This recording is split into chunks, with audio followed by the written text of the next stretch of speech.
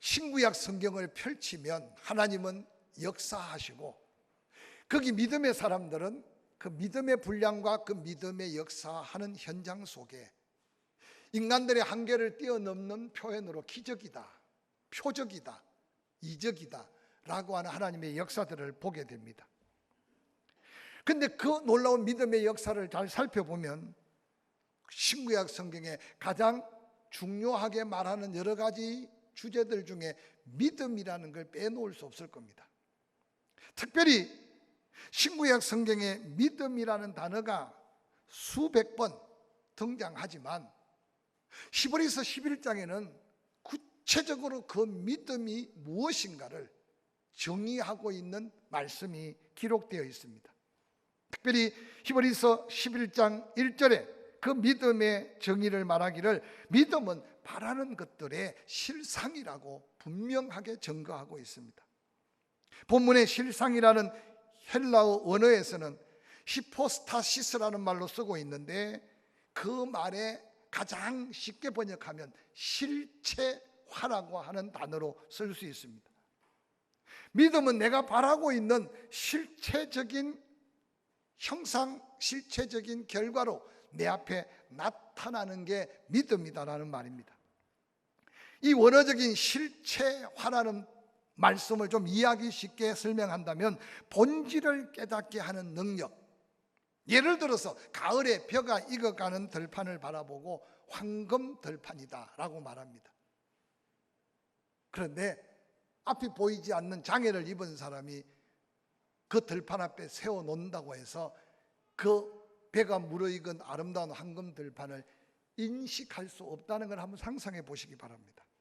아름다운 과일, 꽃, 시각적인 능력들로 인해서 그것이 실체화되어지는 것을 우리는 기억하게 됩니다. 뿐만 아니라 아름다운 소리, 좋은 향기나 맛, 그리고 느낌은 시각, 청각, 후각, 미각, 촉각, 하나님이 우리에게 주신 오관이라고 하는 능력이 없다면 우리는 그 모든 아름다움을 깨달을 수가 없다는 사실을 한번 기억해 보시기 바랍니다. 세상에 눈에 보이고 귀에 들리고 맛을 보고 느낌을 가지고 실체를 느낄 수 있는데, 그러나 여러분, 보이지 않는 영적인 것의 실체는 바라볼 수 없다고 생각하는 한계를 가지고 삽니다. 그런데 놀라운 것은 이런 영적인 것들은 우리의 육체적 오간이 아니라 하나님의 은혜로 성령의 역사 속에 믿음으로 그것을 실체화시켜 내가 볼 수 있다는 사실을 믿음이라고 지금 증거하고 있습니다. 하나님이 과연 존재하시는가? 예수 그리스도께서 십자가에 못 박히고 우리의 모든 죄를 지고 가셨으며 그가 부활하여 지금 성령으로 우리와 함께 하신다는 사실을 육체의 눈으로, 우리의 육체의 오간으로 실체화할 수 없다는 사실을 우리는 인정하게 될 것입니다. 오직 믿음만이 모든 영적인 것들을 우리 안에 실체화시킬 수 있다는 사실을 히브리서 11장의 믿음의 영웅들을 소개하기 전에 그들이 보고 그들이 실체화 느끼면서 살았던 믿음을 소개하고 있습니다. 그러므로 믿음은 하나님의 신비한 영적인 모든 것을 실체화시키는 비밀 통로라는 사실입니다. 오늘 본문은 그 믿음을 가르쳐서 바라는 것들의 실체적인 증거가 된다라고 정의하고 있습니다. 두 번째로 히브리서 11장 1절의 믿음은 보지 못하는 것들의 증거라고 말합니다. 현재 살아있는 우리 하나님의 나라와 영생과 같은 것들은 볼 수도 없고 보지 못하지만 하나님을 믿고 예수 그리스도를 구주와 주님으로 믿는 사람은 조금도 의심 없는 실제적 증거로 보이지 않으나 바라보고 소망 가운데 살 수 있는 것이 믿음이다 라고 증거합니다. 이 증거는 성령을 통해서 이루어집니다. 성령께서 우리 마음에 그 증거를 보여주실 때 우리는 확신과 그 소망이 우리의 믿음으로 더해진다는 사실을 기억하시기를 바랍니다. 예수 그리스도를 구주와 주님으로 영접하여 구원받은 성도라면 누가 뭐라 그래도 영생을 확신할 수 있고 심판에 이르지 아니한다는 예수 그리스도의 약속의 말씀을 다시 확인할 수 있을 겁니다. 요한복음 5장 24절에 이렇게 선포하셨습니다. 내가 진실로 진실로 너희에게 이르노니 내 말을 듣고 또 나 보내신 이를 믿는 자는, 하나님의 약속한 말씀을 믿음으로 그 말씀 아멘하고 보내신 예수 그리스도를 나의 구주여 주님으로 믿는 자는 영생을 얻었다. 할렐루야. 영생을 얻었으니 심판을 받지 않는다 뿐만 아니라 지금 죽을 몸을 입고 언제 죽을지 모르지만 이미 하나님은 우리를 사망에서 영원한 생명으로 옮겼다라고 선포하는 이 말씀은 보이지 않는 것들의 명확한 증거가 바로 믿는 자에게 주어진 믿음이라는 사실을 기억하시기를 바랍니다. 뿐만 아니라 예수 그리스도께서 마가복음 11장 23절 24절은 이렇게 말합니다. 내가 진실로 진실로 너희에게 이른다. 누구든지 이 산들을 들려 바다에 던지라 하면 그 말하는 것이 이루어질 줄을 믿고 마음에 의심하지 아니하면 그대로 되리라. 그러므로 내가 너희에게 말하노니 무엇이든지 기도하고 구하는 것은 받은 줄로 믿어라. 그리하면 너희에게 그대로 되리라고 말합니다. 아직 응답되지 않았어요. 그런데 약속하기를 믿고 기도하면 받은 줄로 믿으라는 말씀은 이미 과거에 구한 건데 지금 이루어질 걸 확신하라는 겁니다. 이게 바로 믿음이라고 증거하고 있습니다. 사도 바울은 갈라디아서 2장 20절에 자기의 믿음을 이렇게 고백하는 말씀이 있습니다. 내가 그리스도와 함께 십자가에 못 박혔나니 그런즉 이제는 내가 사는 것이 아니요 내 안에 그리스도께서 사신 것이라. 내가 이제 육체 가운데 사는 것은 나를 사랑하사 나를 위하여 자기 자신을 버리신 하나님의 아들을 믿는 믿음 안에서 사는 것이다. 우리는 사울이 바울 되고 바울의 삶의 흔적들을 어렴풋이 기억하고 있으니까 아멘이 쉽게 나오는데 사실 우리 자신을 한번 돌아볼까요? 사울이 예수 만나 바울 됐다고 머리가 더 났거나 얼굴 형태가 바뀌거나 육체적인 변화가 있어서 누가 봐도 저 사람은 이제 예수 사람이구나 라고 판단할 수 있는 게 아니었다는 거예요. 그런데 어느 날 사울이 믿고 나니 바울 되고 난 다음 자신의 변화된 영적인 내적인 믿음의 증거가 보이지는 않으나 자기 확신과 보이지는 않으나 다른 사람에게 명확하게 고백하는 것. 내가 그리스도와 함께 십자가에 못 박혀 죽었다. 사울이 죽고 바울이 살아있으나 세상 사람들이 볼 때는 사울이나 바울이나 똑같은 육체를 입고 있어요. 그런데 믿음 안에서 바울은 자기 자신이 예수와 함께 죽었음을 증거로 갖고 있는 거예요. 할렐루야. 뿐만 아니라 여전히 사울이나 바울이나 변함없는 육체를 사는데도 사울로 살았을 거와 바울로 살아서는 믿음 위에 자기의 인생의 목적이 달라. 이제 내가 육체로 사는 목적이 다르다. 나를 위해 자기 목숨을 버리신 예수 그리스도를 위해서 사는 게 내 믿음이다. 우리는 세상에 보이는 것에 매여 살 때가 얼마나 많은지 모릅니다. 그게 인생의 전부인 줄 알고 귀한 인생을 걸 때가 얼마나 많은지 모릅니다.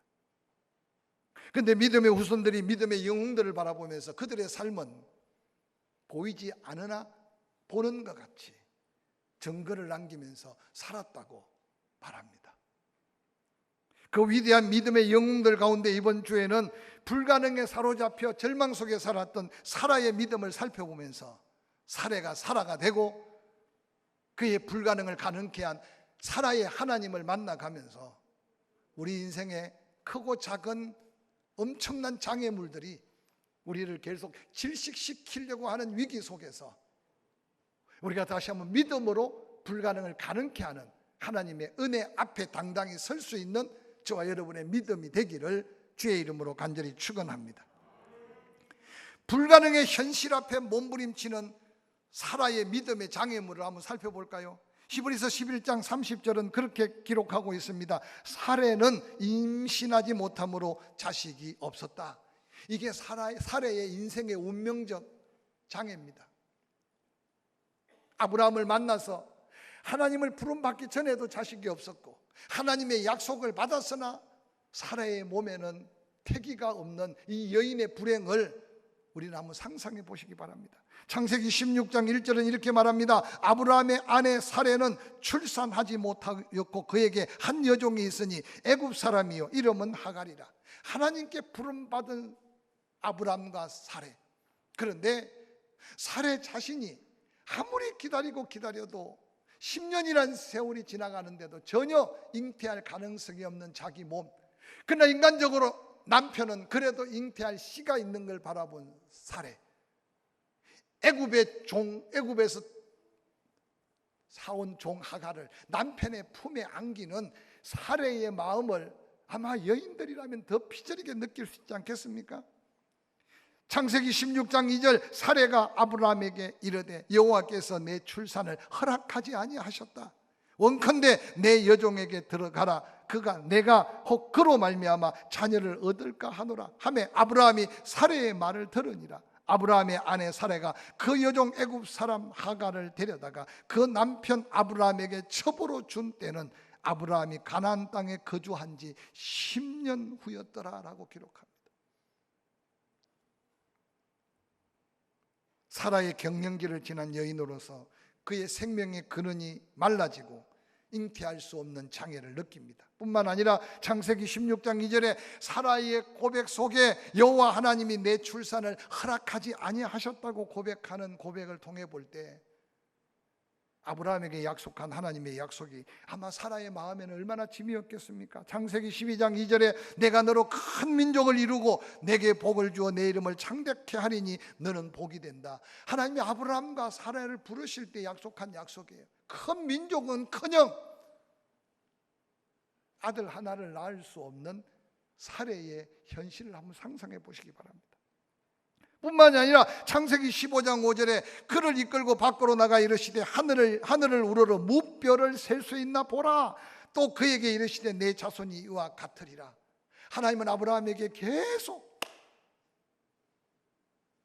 큰 민족을 이루고 하늘의 별을 셀 수 있은즉 내 자손을 세리라고 했는데도 기다려도 사레에게는 육신적으로 이미 가능성이 없어지고 환경은 더 나빠지는 거예요. 10년을 하나님의 약속을 붙들고 기다린 사례를 어떻게 우리가 믿음 없다고만 말할 수 있겠습니까? 그게 바로 육신을 입은 사례에게 최고의 믿음의 장애였습니다. 오늘 이 자리에 육신의 한계를 느낄 때마다 이 사례의 몸부림치는 고통 속에 역사하신 하나님을 사모함으로 만나보시기를 주의 이름으로 간절히 축원합니다. 뿐만 아니라 창세기 17장 17절은 이렇게 말합니다.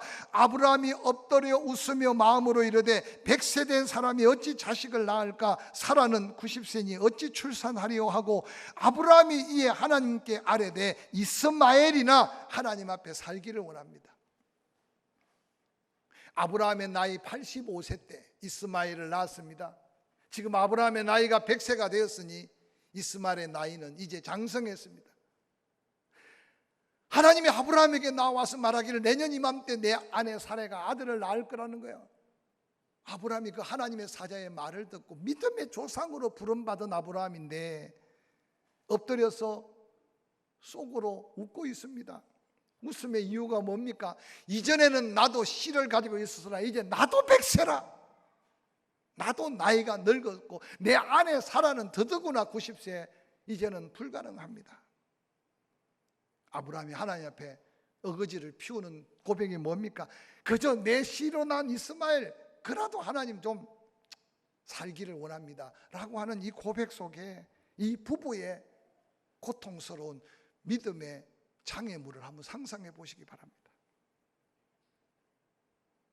하나님의 사자에 선포된 메시지를 듣고 사람만 웃은 줄 아는데 아브라함도 웃어요. 창세기 18장 그래도 하나님의 사자가 다시 아브라함의 집을 찾아옵니다. 아브라함과 사라는 나이가 많아 늙었고 이 11절 사라에게는 여성의 생리가 끊어졌다. 사라가 속으로 웃고 이르되 내가 노쇠하였고 내 주인도 늙었으니 내게 무슨 즐거움이 있으리요. 이 불가능한 현실 사라 자신뿐만 아니라 이제 아브라함의 불가능한 현실 앞에서 아브라함도 웃고 사라도 웃고 있는 이 모습이 이 부부의 불가능 앞에 짓눌려 있는 모습입니다. 사랑하는 성도 여러분, 뿐만 아니라 이미 아브라함의 생각과 사라의 생각 속에는 전혀 가능성이라고는 단 1%도 없는, 아무리 하나님이 말씀하시고 아무리 하나님이 역사하셔도 그들에게는 불신앙과 의심의 웃음밖에 안 나온 이 불행한 한 가정을 오늘 본문은 소개하고 있습니다. 사라 자신의 불임의 장애, 아브라함 자신의 늙음의 장애, 이 부부가 바라보는 현실 앞에 하나님은 무슨 말을 해도 믿어지지 않고 의심과 불신앙으로 웃고 있는 그들의 웃음을 한번 기억해 보시기 바랍니다. 아브라함도 웃었고 사라도 웃었고, 장막 뒤에 사라의 웃음을 보고 천사들이 사라가 웃었다고 하니 사라 자신이 두려워서 안 웃었다고. 근데 천사들이 아니야, 너 웃었어. 오늘 이 아브라함과 사라의 모습이 현실 속에 부딪히고 있는 우리의 영적인 모습이 아닐지 한번 자신을 돌아보시길 바랍니다. 조금만 바람만 불어도 태풍 같고, 조금만 비가 와도 홍수 심판 같고, 조금만 몸이 지근되면 이러다가 죽을까 봐 염려되고, 조금만 속 썩인 일만 생기면 이것저것 다 정리해버리고 혼자 외롭게 우울에 빠지고 있는 인생들이 오늘 이 땅에 가장 잘 먹고 잘 사는 나라 속에 살아가고 있는 세상 인생들이면 괜찮은데, 교회를 드나들며 하나님 앞에 예배하는 성도들의 모습일 수 있다는 것을 아브라함과 사라는 우리에게 도전하고 있습니다. 어떻게 이 영적인 장애를 해치고 일어날 수 있겠습니까? 장애물을 극복하는 비결은 믿음의 회복밖에 없다는 사실을 믿음의 후손들은 사라의 불가능을 가능케 하신 하나님을 통해 그들 스스로가 도전하며 일어섰던 말씀이 히브리서 11장의 말씀이에요. 여러분의 믿음의 현주소는 어떻습니까? 이 엄청난 장애물들을 극복한 기도는 바로 불가능을 가능케 하실 하나님을 다시 한번 만날 수 있는 놀라운 증거입니다.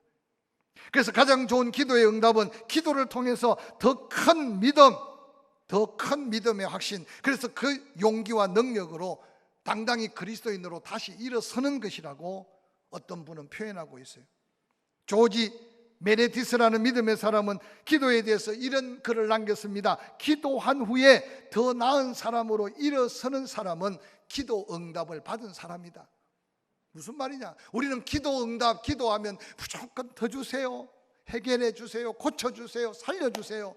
그래서 우리는 정말 나의 믿음을 가지고 기도하지 않는다는 거죠. 진정한 기도는 기도한 후에 기도의 응답은 자기 자신이 염려하고 근심하고 두려워했던 그 자리를 박차고 일어나 살아계신 하나님, 불가능을 가능케 하신 하나님 앞에 당당히 서 있는 자신을 회복하는 그 자리가 기도 응답의 자리라고 도전하고 있습니다.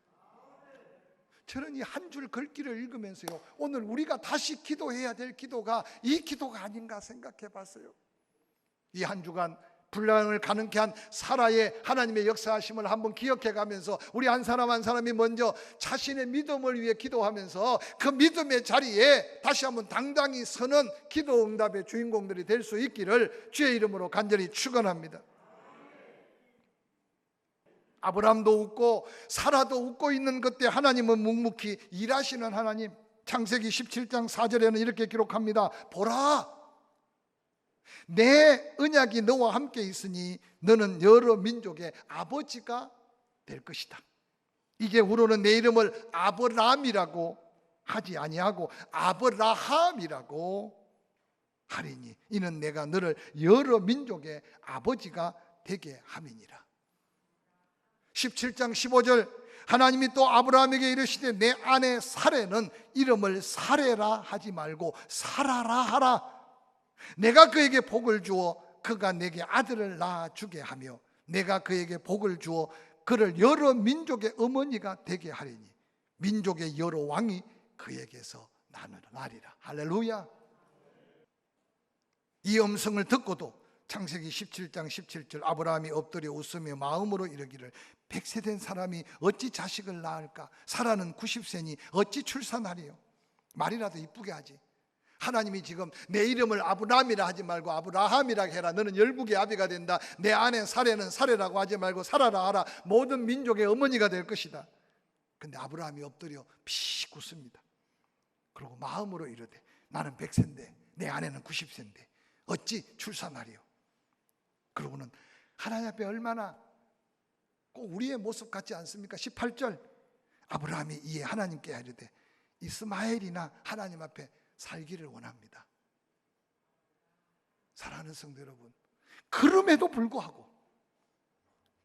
불구하고 하나님은 당신의 뜻 가운데 택한 아브라함을 통해 불가능을 가능케 하실, 택하신 사라를 통해 불가능을 가능케 하실 하나님으로 역사하심이 우리에게 소망이고 기도의 제목이고 우리의 믿음의 주가 되심을 기억하시길 바랍니다. 18장 13절 여호와께서 아브라함에게 이르시되 사라가 왜 웃으며 이르기를 내가 늙었거늘 어떻게 아들을 낳으리요 하느냐. 14절 함께 읽어볼까요? 시작. 여호와께 능하지 못한 일이 있겠느냐. 기한이 이를 때 내가 내게로 돌아오리니 사라에게 아들이 있으리라. 믿으시면 아멘.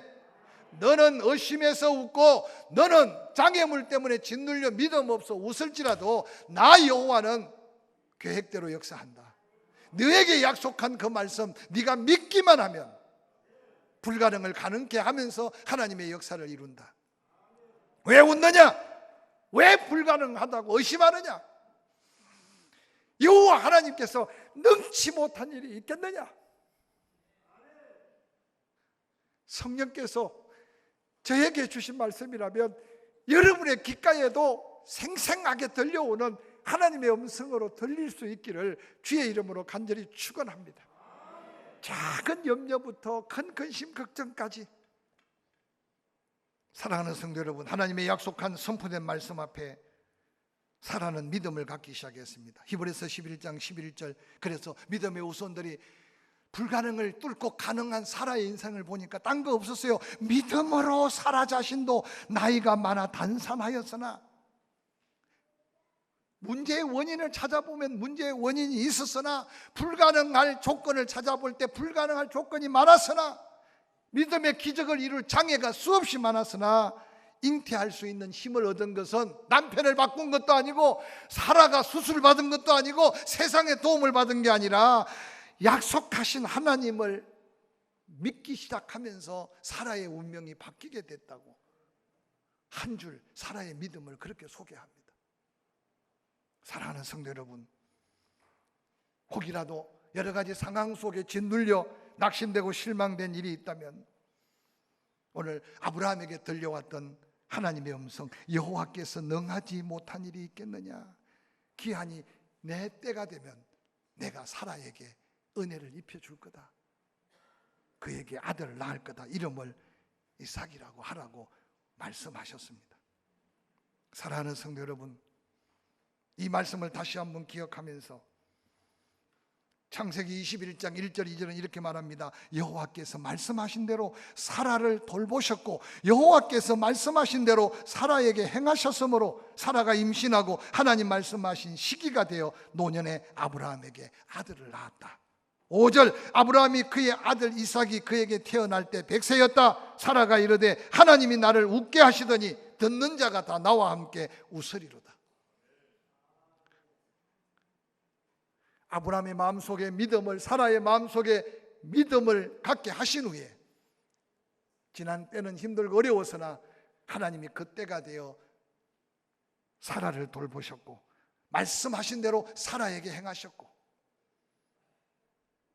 사라가 임신하고 하나님이 말씀한 시기가 되어 노년의 아브라함에게 아들을 낳았다. 또 이 말씀 듣고 너무 믿음이 충만해서 70, 80에 아들 달라고 기도하시지 말고 그 기도보다 더 쉬운 기도가 얼마나 많습니까? 불가능을 가능케 하실 믿음의 기도가 이 한 주간 여러분 입술에 믿음의 고백으로 하나님의 마음을 움직일 수 있기를 주의 이름으로 간절히 축원합니다. 축원합니다.